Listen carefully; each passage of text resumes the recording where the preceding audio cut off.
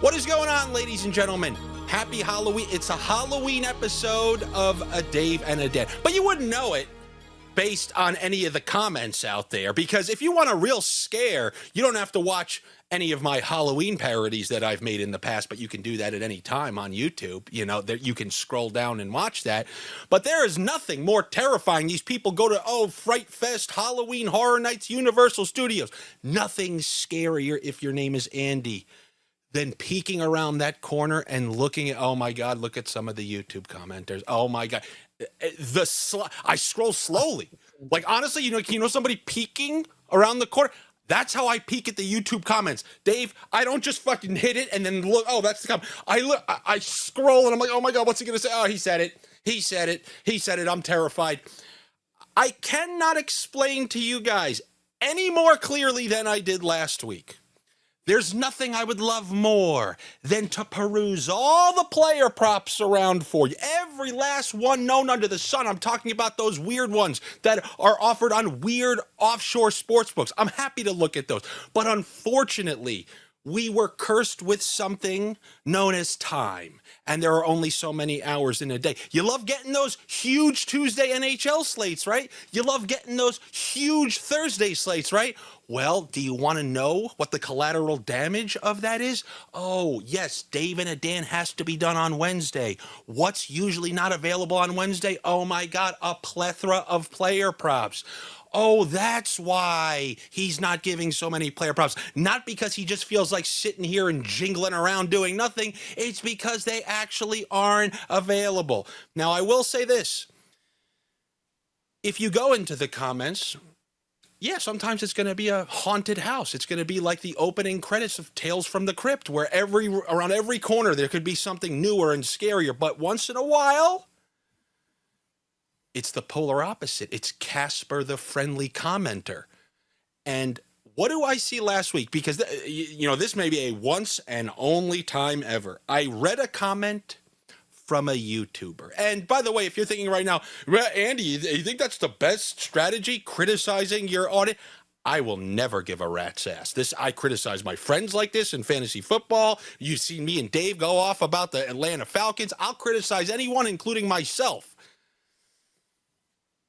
And with that said, I want to say for probably the first and only time, I actually took a bet suggestion from a YouTube commenter. Now, I like reading them because lately I've been asking people, what do you guys like, especially in my hockey videos? What do you like for this game? Which teams do you think are good to score 2+? And it's not clickbait farming, whatever they call that. I want to see what everybody thinks, if there's a consensus. So I read last week, and it was a great comment, and here it is. I got to give this guy tons of credit. There is a new Demario Douglas in New England, and it's Kayshon Boutte. And now this is actually, even though Dave brought him up last year, the books refused to change his yards prop from the 29 to 31 range. He's had 49, 93, 55 in the last 3 games. I get that the Pats play the Browns, good defensive team, so maybe that is baked in to the total, but May loves chucking Boutte a deep ball or two, so it only takes one to go over the 29.5. And I got to be honest, this is better than the Demario Douglas, because Demario Douglas last year, I was just hoping, like he was at like 27, I was hoping to get to 30 and 40. This is infinitely better because you're talking about an outside receiver who he has multiple 100-yard games under his belt already. So we know May kind of trusts him. Diggs is really running a lot of that short to intermediate stuff, and his snaps aren't close to what Boutte's are. So this is actually way better than the Demario Douglas play. And dare I say, I took the advice of a YouTube commenter, and I got the ladders. And yeah, I missed the 80, 90, and 100. But as you see here, this is always how I told you guys I do it. I keep adjusting the amounts to win 100. So he hit his over, he hit his 50, he hit his 60, he hit his 70. And I got to thank you. What's this guy's name?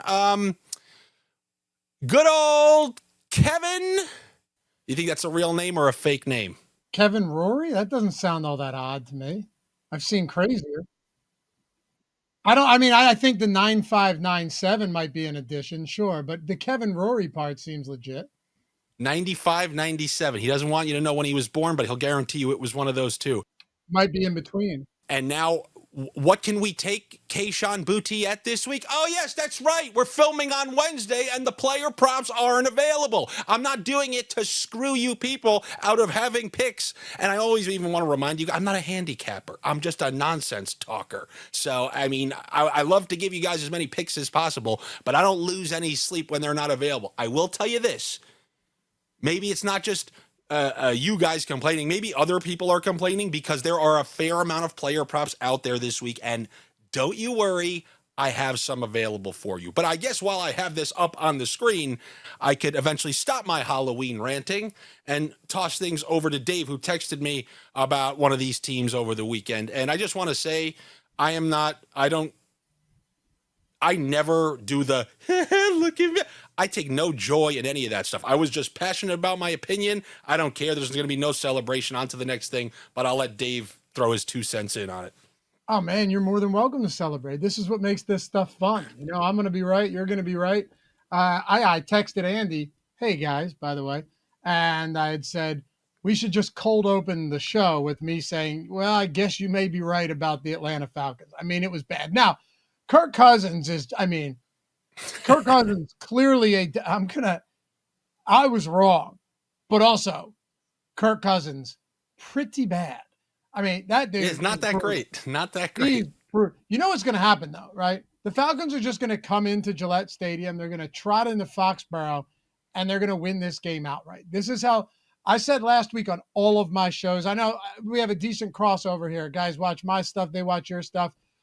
You brought a bunch of people over to the Odd Shopper side as well. And on the DFS show on Sunday, Andy, I was like, listen, this is the first week I'm not betting the Jets in weeks. Go hammer the Jets. There's no way the Jets lose this game now because it's just how it goes.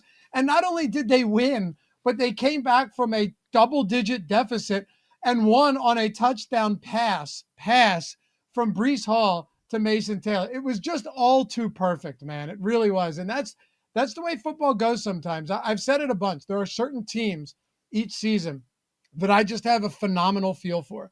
And I will bet them. The Browns this year, every single week, I have a feel for the Browns, right? Whether I'm betting on or against them. Great feel for the Browns. The Atlanta Falcons, the New York Jets, those are just a couple teams I've had a tough time getting right. So now that you guys know that, just bet against whatever I'm taking on those guys. And what do you think about, I already forgot his name. Do you remember that guy's name? Orion? What was it? Yeah. Charlie O'Shea. His last name was Rory 9597. Okay, so what do you think about 95, 97's Boutte plays? Yeah, I mean, is it lucky, or do you think that we should keep doing that? No, I don't think it's lucky, but I think the latter play is the right move there, right? You allocate, say like your tip. This is how I would do it. Say your standard bet would be like, you bet 110 to win 100, right? If you were just taking the 29.5, you allocate, you divvy up that 110 to each rung of the ladder. Like I did that with Woody Marks this week because, and with, I also did it with Jalen Knoll because I thought the receiving props for Houston were way too low without Nico and without Kirk and with all those injuries to the defensive line for the 49ers. And my thought process is like, if I'm going to get paid out, I'd rather get paid out on being really right instead of if Jalen Knoll just ends up having 0 or Woody Marks doesn't catch a single pass, I'm losing the same unit as I would, right? So because I laddered Woody Marks up to 40 at plus 550, laddered Knoll up to 70 at plus, I forget what it was, but it was a good number. He got to 64, but you'll take that. Yeah. If he ended up having 0 for 0, it would have been the same thing as me just losing the unit that I bet, right, on the standard prop. So if there are guys that are high risk, just kind of boom bust, that's the way I would prefer to approach them, as opposed to like you or me taking an over-under on a Puka Nacua where it's already juiced up. So it's the volatile guys that I love to take that. And Kayshon Boutte's a perfect example. It's a great comment from old Rory 9597. Good stuff. Yeah, it makes sense too, because it's like a simple way to think about it is, hey, I want to bet on this guy.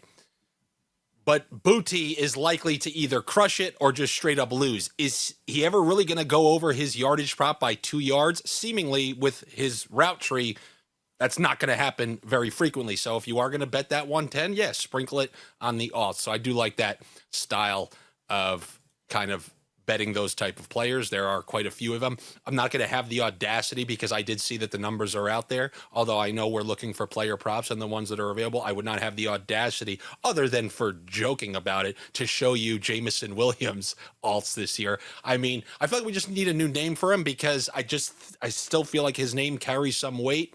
But I mean, how many people does he have to screw repeatedly until you realize there's not going to be some bye-week implementation of Jameson Williams? I don't know, man. I know they're saying it. All right, but okay. So do you think this could be the case? I'm not buying into coach speak at all. But what I'm saying is he also is the type of guy that could have 2 for 100.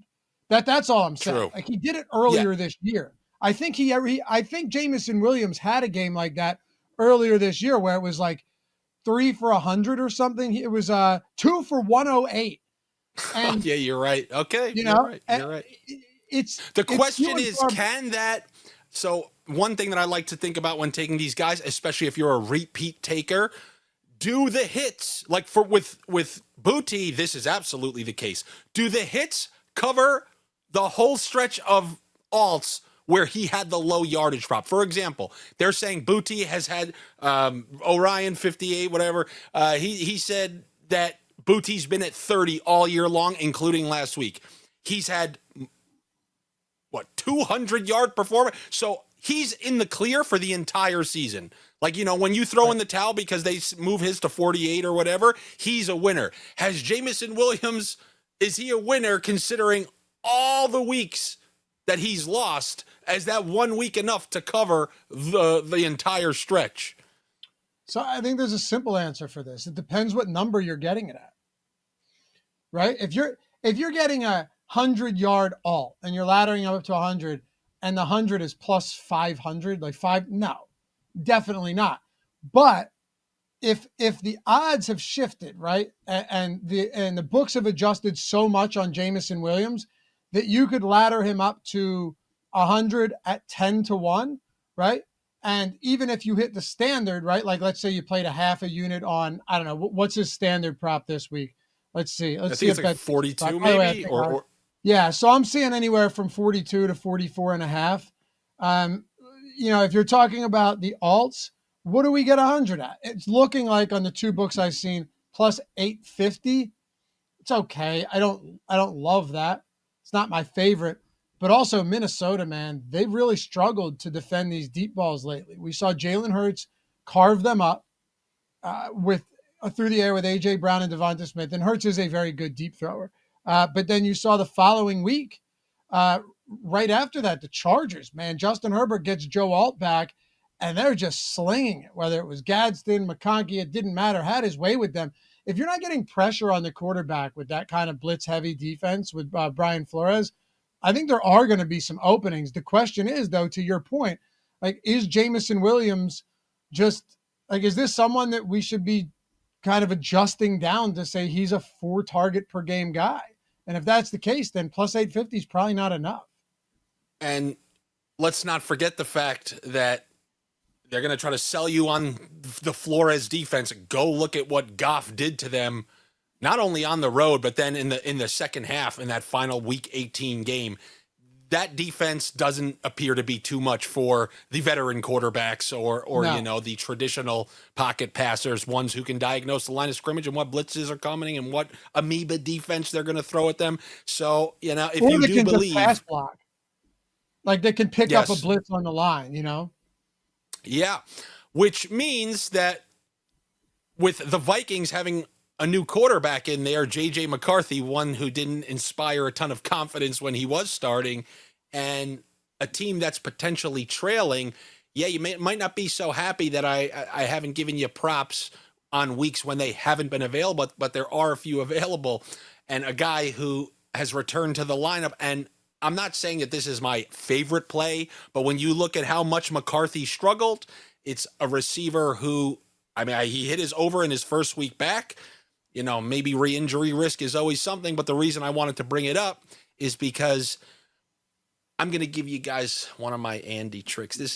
I do this off to the side. So all you complainers, your wait was worth it, especially if you're somebody who watches the hockey video. So the guy I'm talking about is Aaron Jones.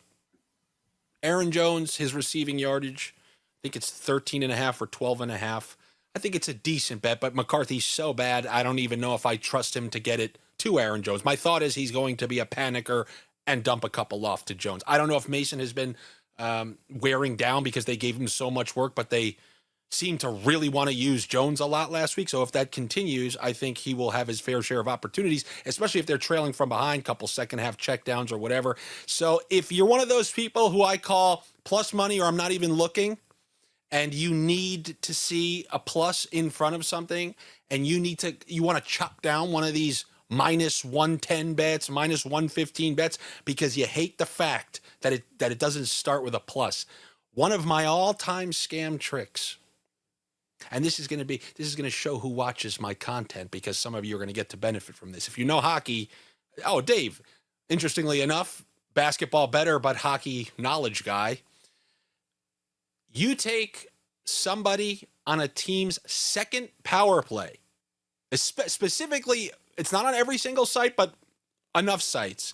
Somebody who gets 10 seconds of power play time, and you take his power play point under, because there's virtually a 0% chance this person there's a 0% chance in the way that team's power play is constructed that he'll be able to register a power play point. Because as we know, for the hockey watchers, there are few teams who just split up the power plays 1 minute and 1 minute, and then the 85% teams who give the entire 2 minutes to the top power play unit. So what I'm going to do to chop this down, and basically there's only one game on the slate tonight, so or the NHL slate, so I had to use this one to show you. Aaron Jones over 13.5 receiving yards with the Matias Michelli under half of a power play point. Now, I call that the VIG remover. And where somebody will probably say, do you know how stupid that is to add a 1,400? No, they don't know the sport, because there's not the possibility. I guess maybe there is. They have to score a power play goal within hopping on the ice in 16 seconds. And you're talking about one of the worst power plays in the league at the moment. I don't think maybe this has screwed me once in like 100 bets. This is one of my sneaky ways. And here's where I'm really going to be sneaky. If you pay attention to the line combinations, they list players who are no longer even on the second power play sometimes, that you have a 100% chance of winning. A guy who's not even on a power play, they list for a power play point. And if you take his under, we call that the VIG eliminator. So you like that? How do you like that for you want some sports betting knowledge? You get an Andy only thing, something that I greedily kept for myself for a long time. And don't think there isn't plenty more like that available. So, keep getting on my bad side, and we'll see how many more of those that I reveal to you as the years, months, days go on. I like it. What do you think about that, I like Dave? it. I also just like the idea that you're putting out there too, because I think there's a misconception that you can't find value in these short odds bets, and that's not true. There's a lot of value out there. It's just people don't want to bet them. You took a minus 115 and a minus 1,400 and got it to even money. Yes, and in Michelli's case, yeah, he'll have 15 seconds of power play time. But the other thing that I said, on a big slate, they'll list a guy who is not even on a power play if you're looking carefully. And you could add that as the VIG reducer on every single one of your bets. And now watch in 3 weeks, now they're just not going to have any power play 2 guys listed. Why? Because that's how much I care about you, a.k.a. I don't, but at least I'm going to tell you that I do. Anyway. Also, Aaron Jones, he did run 18 routes last game, and that was his first game back off of the IR. So I kind of like that. He outsnapped Mason. I think there's definitely a possibility that they use him here. 13.5 is a pretty nice number. It's not Wentz, but Wentz was no good anyway. He was seeing ghosts. He was afraid. Like, that shoulder was apparently bothering him enough to where, you could tell something was wrong. Also, Wentz is just not that good. So I'm kind of with you in that. With Aaron Jones, you're not expecting McCarthy to be a massive upgrade. He's probably a lateral move to Wentz at this point, but 13.5 seems pretty low. given that you are almost certainly going to have to throw the football in this game. Yeah, that's what I was thinking. More so like game script and stuff along that lines. It's not my favorite pick in the world. I just thought that was a good one to at least show. Like I didn't feel thrilled about the minus 115, but there is one that I want to ask you about. This one qualifies definitely as me liking it. I don't know if you saw the. I'm sure you did. You don't mind looking at vigorous, grotesque images. You could watch a hostile movie and somebody get his Achilles slashed, and you'll just maybe give it a chuckle. But me, there used to be websites. What, rotten.com, the original? I mean, the wild, Rotten, Gorgrish, those ones, that one might still be out there, actually. Bestgore.com, the Faces of Death. You remember that? There was some, I don't. Some old school. I think I tapped out at that point. I tapped out at that point. Yeah, if I watch some of that stuff, if I were to do it, it makes you feel, I mean, the amount of uncomfortable it makes you feel is not good. But if you're asking about Cam Scatterbo, yeah, that was, I mean, for him, unreal. That's brutal. But to see that, I had, like, my in-laws are here, my brother-in-law. Fortunately, I'm tight with all of them, and like we're friends and everything. But they saw that and they're going, like looking away, and I'm like, that sucks. That's a rough. If you've watched enough sports, basketball, even UFC, that Cam Scatterbo one was like 5% of. When you see a leg kick, okay, in the UFC, and the dude's leg just like normally it would be like that, the Anderson Silva, Anderson Silva, was it Chris Weidman? I think I forget who. But you're like it's it's up there and it's just dangling like that. That is tough, man. Remember the basketball game? I think it was on Easter Day, as a matter of fact, where he ran into the back of the goal and his leg was just we've seen some stuff if you've watched sports. I'm trying to think if there are any particular movie references. Number one would be Tom Green and Freddy Got Fingered when he was the backwards man. He kind of looked like that a little bit. In Beetlejuice, when he's in that waiting room to go to hell or whatever the hell it is, I think somebody's half their body's backwards. That's kind of what he had going on. But the reason I bring it up is because Tyrone Tracy was a capable running back last year on a dismal Giants team who got so little going. He was able to have many good games. He was able to be productive, even since he's been back. Like, he had a great game against Denver in his first game back. I'm seeing a prop on him that I do like. All right, you want to pick? Let me give you a pick. I'm looking at the Tyrone Tracy rushing yards, and they look pretty appetizing to me at 46.5 against the San Francisco 49ers. The Giants are going to be home here. I think against this current iteration of the Niners roster, pretty much every single team has been competitive. This version of the Niners isn't really blowing out anybody. So I think, well, you can combine that with the fact that the Giants are staying very competitive most of the time. I mean, I think you had a motivated Eagles team who wanted some revenge against them. But I think at home, Tracy against the Niners should have plenty of opportunities to continue to run the ball. I don't know how many touches they're going to give to Singletary. I don't think he's going to cut into the workload all too much because he was there last year when Tyrone Tracy was there. And when Daboll kind of committed to Tracy, he gave him a ton of work. So I think, this is the first game without Scatterbo. If he has a good game, you're going to see this number go up. So I don't know. Maybe I want to be a week early to the party. I'm okay with it. I'd be curious to know what his rushing plus receiving is as well. I think there's actually a legitimate ladder opportunity if you can get the right number. Like if this guy's rushing plus receiving ends up being, 59.5, this could be a viable spot to do it. And the reason I say that is because there is not a team that has suffered injuries to the extent that the 49ers have this year. I mean, first it's Nick Bosa, then it's Fred Warner, and then it's Bryce Huff, who was their sack leader. He sucked in Philly. But he comes in and he was playing well, getting to the quarterback in San Francisco. And then again last week, they suffered more injuries to the defensive line, to the linebackers. I mean, I don't know what it's going to look like once we get a practice report. We should get one soon, but it's the West Coast team, right? They could be down. They could be down more guys like Jordan Elliott, D. Winters, Bryce Huff. They already lost their two best defensive players. You saw it last week. Like, let me think of it like this, right? Because you could actually expand this out to like Wan'Dale Robinson props potentially.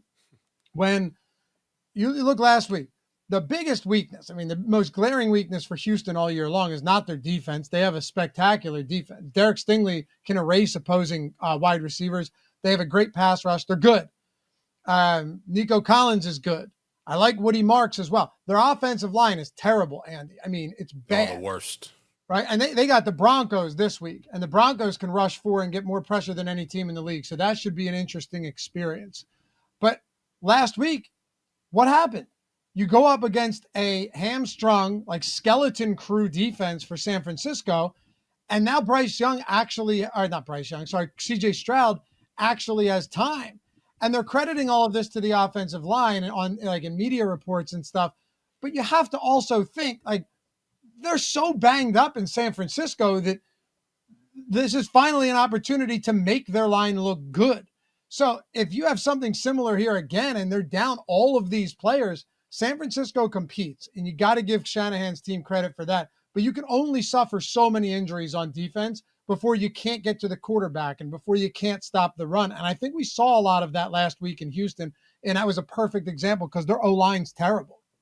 It's like when you convince yourself after losing Malik Neighbors that your first place team in fantasy. No, we can still win this. We'll put Josh Downs in there. He'll make up for it. Yeah.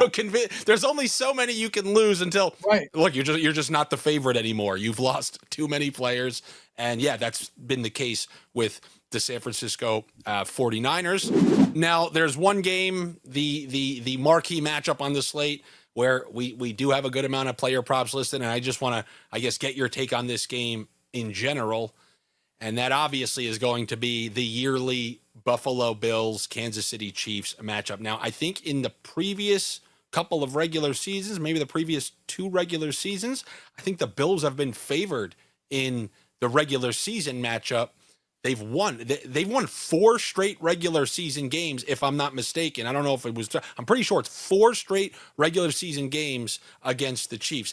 This time, the Chiefs are favored by, I think, 2 or 2.5 points, and the game is in Buffalo, and I cannot blame them personally because, as I suspected was the case, like R.Rice, there's a reason I've been teasing his comeback all year. This guy, when he played, this team was completely different because he seems to run all the routes that Patrick Mahomes wants to throw to the most. Like when it was prime Kelsey years, there's a reason Kelsey was going for 1,300, 1,400 yards and all these touchdowns.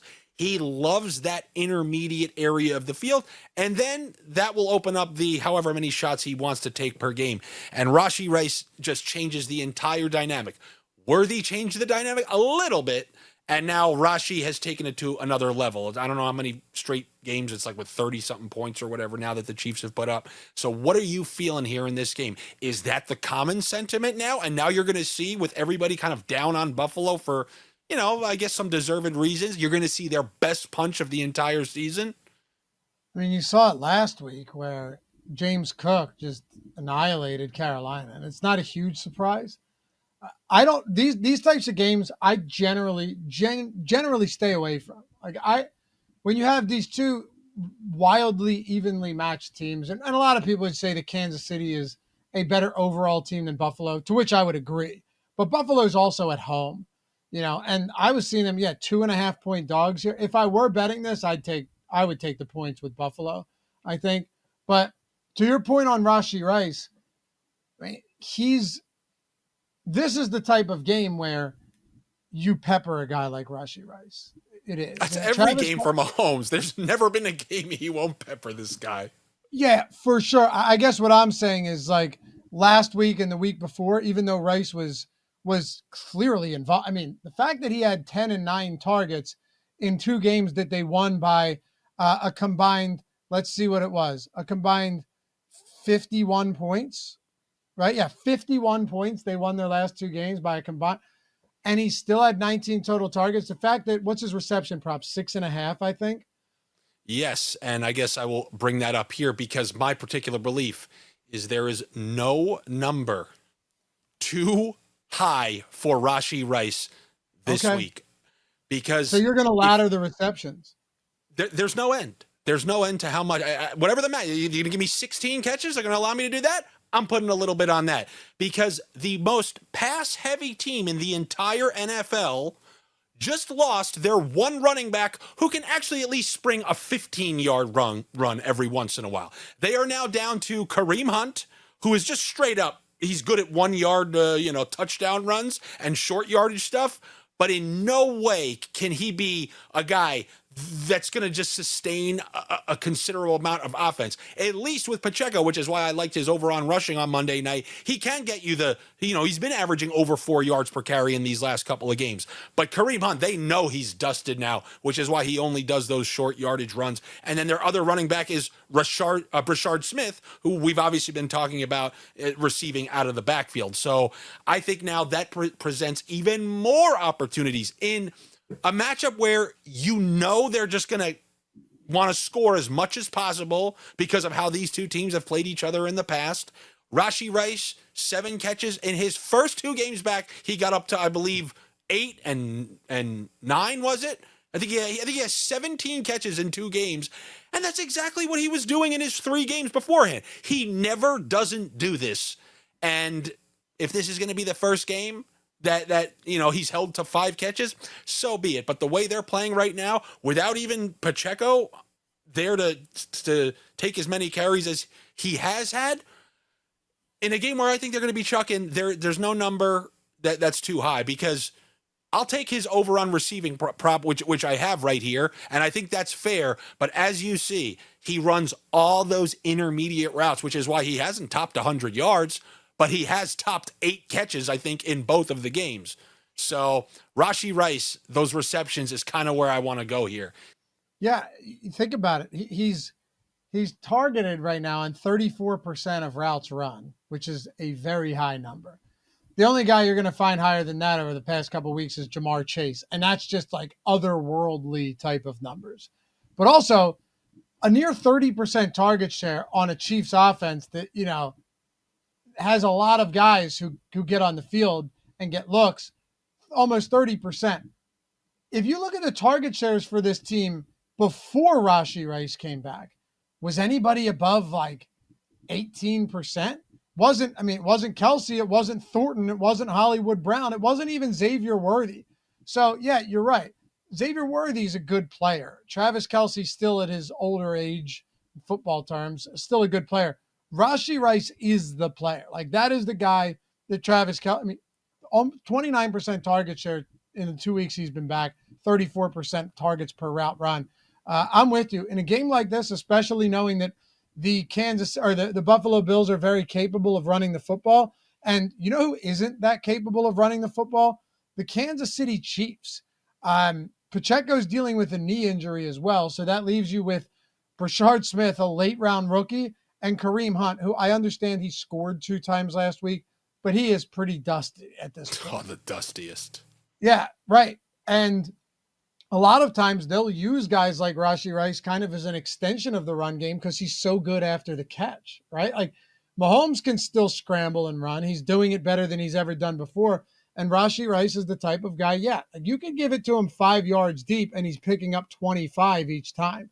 I hear you. This is kind of a fun one in a spot like this. And you're saying instead of just grabbing the 6.5, just take him up.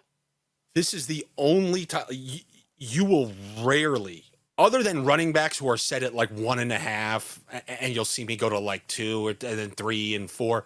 You will rarely see me take a top receiver and then the alts on someone who's starting at 6.5. I would say you're crazy.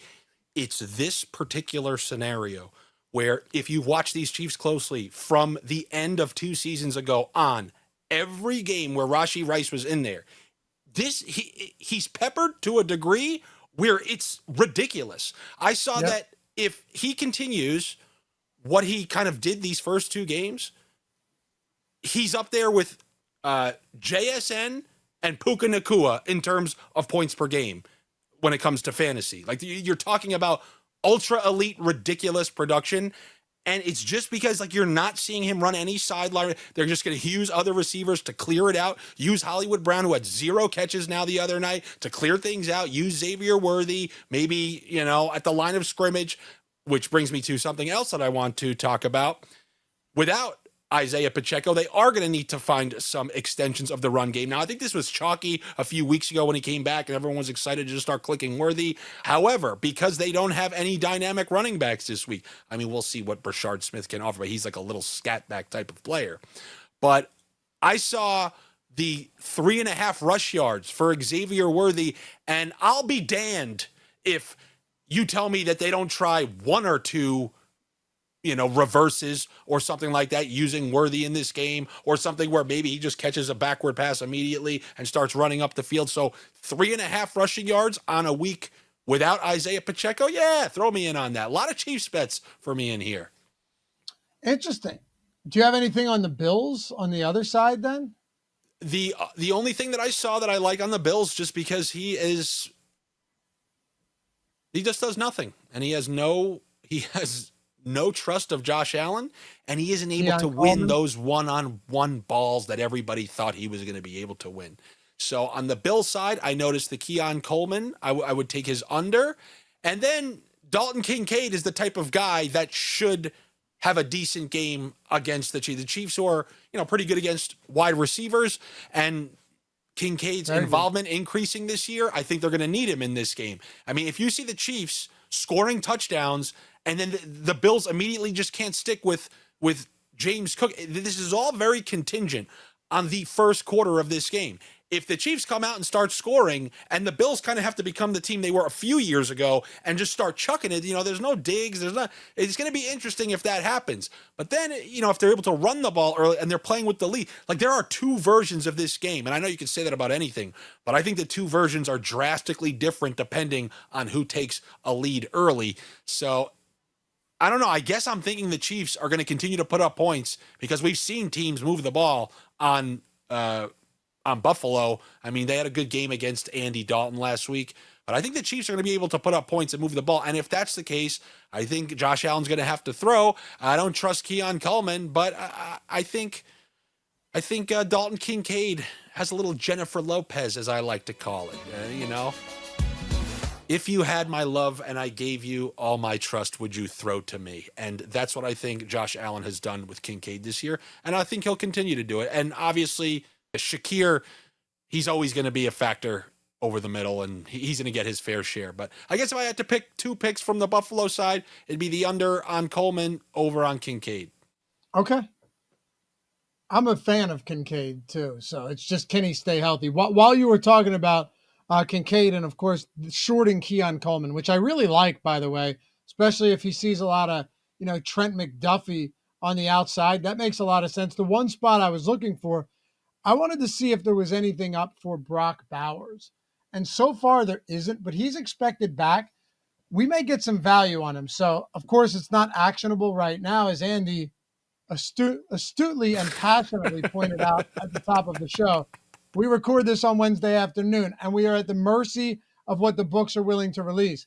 And for those of you guys wondering why they don't release them, a lot of times it's just injury reporting. We don't know. Like, there's a lot of spots that are going to influence this. But Devin Lloyd is an elite linebacker for Jacksonville. I think he's one of the guys on this defense that if he's out, they just look really bad. And Jacksonville already is not good. They beat Kansas City, and everyone's like, whoa. At one point, I think they were 3-1 or 4-1, or I don't remember what it was, but they stomped out Miami. That proved to be that's hardly an accomplishment. And they won. I think they beat Houston. Houston has no offensive line. They beat the Chiefs. That's a big game. They had that big, might have been Lloyd actually, with the 99 or 100-yard interception return. If he ends up being out, and you have to deal with a guy like Brock Bowers who lines up everywhere, but also will use the middle of the field, we may get some great value on him this week. And I'm wondering if the ladders become in play. Do the ladders come in play with Brock Bowers? Because Geno's been an interception machine. The overwhelming sentiment on the Raiders right now is like, just stay away from them. Bowers wasn't really all that productive before getting hurt, although we know that he played hurt through 2 weeks as well, which took his production down. So there seem to be several, indicators that would suggest if we get a nice line on Brock Bowers, we should try and get more. Would you ever consider dressing up as Brock Bowers for Halloween? Probably not. Going out like one of those Raiders imbeciles with the shoulder pads. Those guys. I mean, to be honest with you, you're putting me on the spot. It's not something I'd considered in the past. But well, I don't know. Maybe you can just go full Justin Herbert. Go with the sailor. That fella's got it made, huh? Yeah, things are looking up. Things are looking up for old Justin Herbert, and I gotta give this. That's a good tweet. Yeah. This Twitter. I mean, I've seen it a few times. Osama bin Johnston. I don't know if it's only Chargers related things, but that is one absurd handle there. Yeah, I thought this was kind of a funny one, and it made me think, because I'm a huge Halloween guy. I love Halloween. Are you dressing up for the daughters, for the wife? Does she want you? How does that exactly work? Oh man, I have no problem dressing up. Like I'll go in some stuff, maybe a ghoul or a goblin or something like that. We'll see. But, I've always asked, what are ghouls? What are ghoul? What is a ghoul? They say, hey, guys and ghouls. Everyone can picture a ghost. What exactly is a ghoul? You know how I picture a ghoul? Like it's in one of those dark rooms, maybe like a boiler room or something, and there's kind of mist coming up, and you just see that. It's a misty, scary presence. You know what I'm talking about? It just kind of comes out of the mist. That's how I think of a ghoul. It's kind of unidentifiable, but you're like, oh, look at that, it's a ghoul. That's how I have a potential suggestion for people. People were asking me in the comments of one of my videos, are there any costume ideas? Well, how about this Aaron Rodgers massive space helmet that we saw the other night? Let me see. I think people should go dressed up as Aaron Rodgers for you'll break your neck. Halloween. Get a massive helmet, and then this. If you ever seen The Dark Knight Rises, I feel like those are the jerseys that the team had on the field when the whole field collapsed and went underground because Bane blew it up. I feel like that was the actual team that was playing. Get yourself a massive yellow helmet and go be Aaron Rodgers on Halloween. What do you think about that? That's not bad. I mean, people go out with the themed costume ideas. He looks like the Martian from Mars Attacks, doesn't he? Also, you could just take the helmet off and use that to collect your candy. Oh yeah. Yeah. You would not need, if you're the type of person that runs up on a house when they say take one, please. Oh, those savages. I know. Those savages. As a kid, I was one of those, and God, I hate myself as a kid because I told my wife, I want to do that this year, but actually be home. And like my daughters, we got them these like karaoke things, but it can voice change, and I can make my voice, and they're loud. I can make my voice sound truly, demonic with something like that, and hide the speaker box. But I'm looking out either the Ring doorbell or the camera or something, or the window. And when they do it, come at them with something insane. And I don't just mean like, I don't know how I sound right now, but do I sound not like me? You don't sound like yourself at all. Now actually try to talk deeper with that deep voice. Listen to me, you fucking kids. I will find your families and things that you've never even thought about. You don't even know what they are. They will happen to you in the middle of the night. You ever read about those needles in the candy stories? And then you watched a Dave and a Dan and they said nothing like that actually ever happened? Well, it has happened right here every year. Enjoy your Reese's, because I would never give you candy corn. Exactly. And then you say like, you have 3 seconds. You pull the Home Alone. I'm going to give you the count of 10 to get your rotten, what is it? Filthy, no good keister off my property. Yeah. I'm going to tell you what I'm going to give you, Snakes. I'm going to give you to the count of 10 to get your ugly, yellow, no good keister off my property before I pump your guts full of lead. That's it. I confused that with the 10. second one. He goes 1, 2, and then have a happy New Year, you filthy animal, or something, right? Yeah. Well, that's the second one because Kevin McAllister. See, there are two speeches. There's one to Snakes. One in the hotel room and one at his Chicago residence. Yeah, I kind of like. Everyone likes the first one in Chicago, but I kind of like that one where he's talking to the woman. Johnny, I'm sorry. And they're on their hands and knees crawling down the hallway. Yeah, that's a classic. Maybe I'm out of my senses, but I believe you. Yeah, but I believe you. Do you know that's just fully fake? That's not like an old movie. That was a fake scene made for that movie. The only reason I know is because I looked it up to try and find the real scene, and it didn't exist. And then I found that, it was fake. But so there is a search angels with filthy souls on your in your search history somewhere. Yeah. But I'm going to do it. I'm going to film that for you, Andy, and I'll let you know how it turns out with these kids coming up to collect it. I'll make sure they're older. I'm not going to hit the 4-year-olds with it, but if I can get some, because you know what happens? You get these kids that are right on the verge. They should not be trick-or-treating anymore. And they're like 14, 15. They don't even dress up. Now, if you're older and you want to do it, right? You want to commit, you got to commit. If you want to go trick-or-treating and get candy, you have to commit. I'm actually okay with that. I'm willing to make a pass. If you go the whole 9 yards, hear me out, right? You go the whole 9 yards and you have a great costume and you're out with your friends and you're trick-or-treating respectfully, you're my type of people. I get it. Enjoy the day. Get some delicious treats. But if you're someone who decides that you're just going to put on a black t-shirt, okay, with some cat ears, you can stay off of my property. That's all. Like my friend in college, he had nothing to wear. I said, just put on that leather jacket, slick your hair back, and put on sunglasses. Watch what happens. Yeah. We went out. He goes, "Oh, Tom Cruise from Top Gun? Yeah.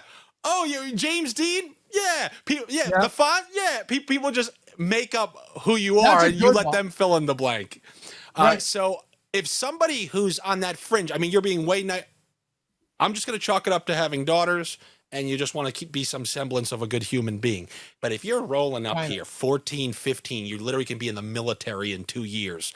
I'm literally handing you how to do tax returns as you cut to my door. You're getting nothing that resembles candy or gifts. You're getting you're getting a package of Band-Aids. You're getting things that you absolutely won't need. You think those grandparents who gave you pennies that I told you about last year is bad? Yeah, you're getting way worse from me. You're getting, back to school supplies because you're definitely not getting candy. I think I came up with this sick costume. Like, what if you've really gone all out? You don't give a pass. I'm talking about these 15, 16-year-old. I went to college. I was 17. What are these kids doing walking around trick-or-treating? What if they're just like good kids, but they're nerds, right? Like here, let me give you an example. I go out to this breakfast place by me.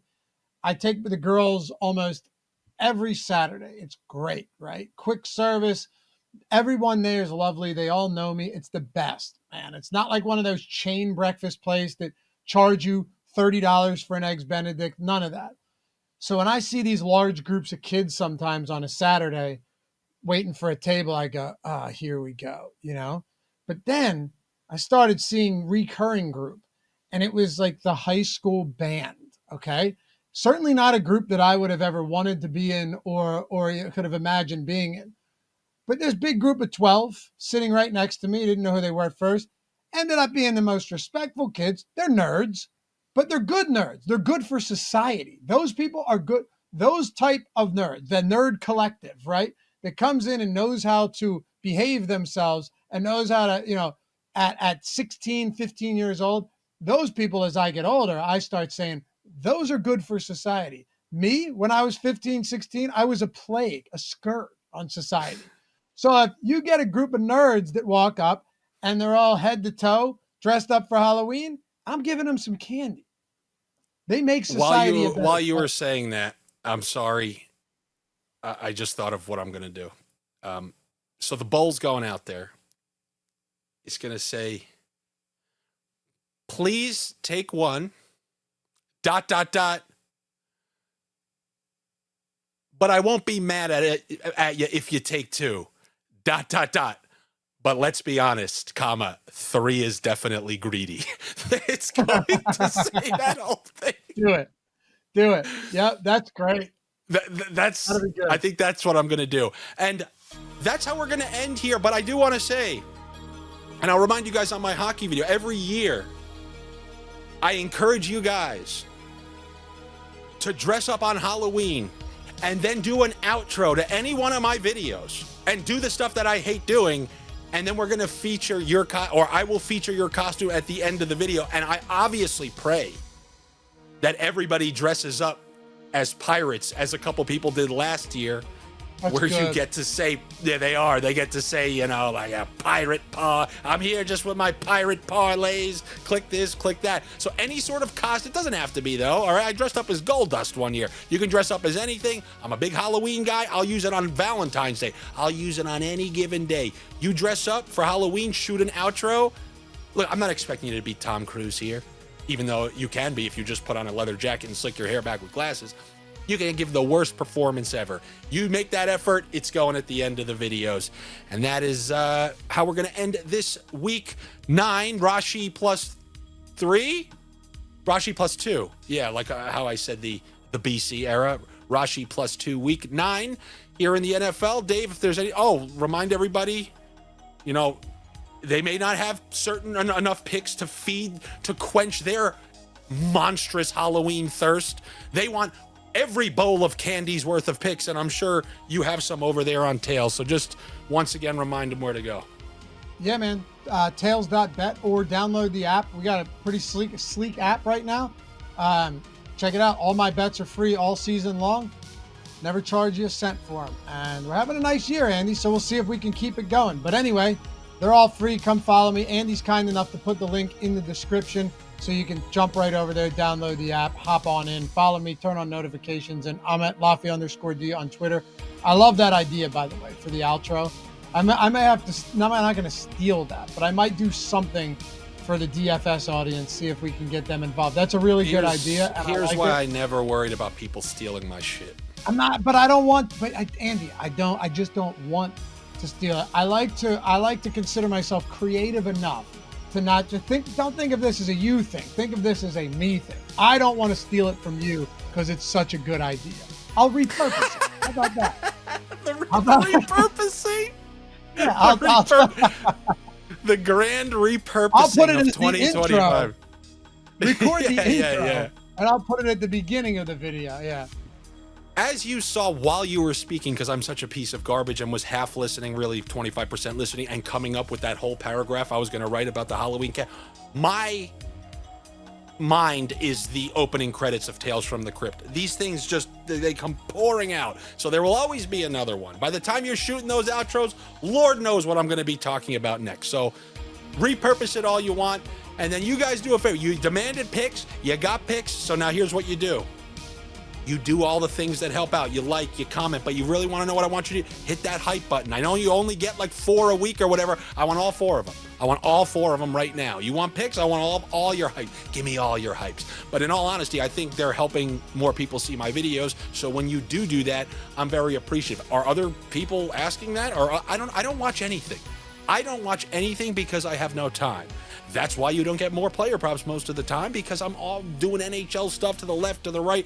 But I think the hype is helping. So hype these videos. It's very much appreciated. We will be back with you next week for week 10. Dave and Dan, happy Halloween. It's the best holiday, according to me, not most others. Hope you enjoy it. We'll see you next week. Oh, what the?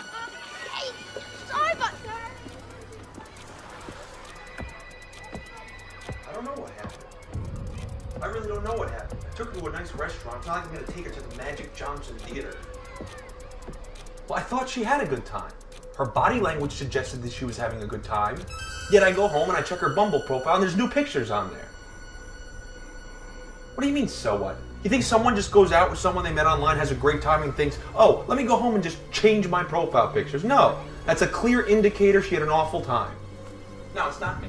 It's not. Oh, I fully evaluated that. Guess what? It's not me. It's the goddamn Ticketmaster generation. They have something in their cart. It's good. Like, I'm section 105, row C, clear views to the court. But is that good enough? No. She wants the floor seats. So she's gonna let me go. But guess what she's stuck with now? Standing room only. That's what she's gonna be left with. Can't wait for that standing room only wedding. What, pissed? You think I'm pissed? Do I sound pissed? I'm thrilled. Okay, I met this girl online. You ever meet someone online? It's like shopping at the outlets. You're just getting all the returned items at a discounted rate. She's the guest shirt with the blue stain on the collar that they had to send upstate just to get rid of it. That's who I just went out with. Oh yeah, I'm pissed. They're all a bunch of frauds anyway. I look more like my FIFA avatar than they do their profile pictures. The pictures they upload, they're horrendous. Some girls, they upload 5 pictures with the same exact friend. So it's the same 2 people in all 5 photos, and you have to do a Harvey Dent coin flip of who it actually is by the time you go. That's the goal of dating apps for them. Just don't let this person see my face until the last possible minute. Yeah, there are some family pics, but then again, you got these girls, they upload pictures with their mom, and sometimes it's like sticking your head into the future and seeing that's who I'm gonna end up with in 40 years. That's no good either. So I'm out.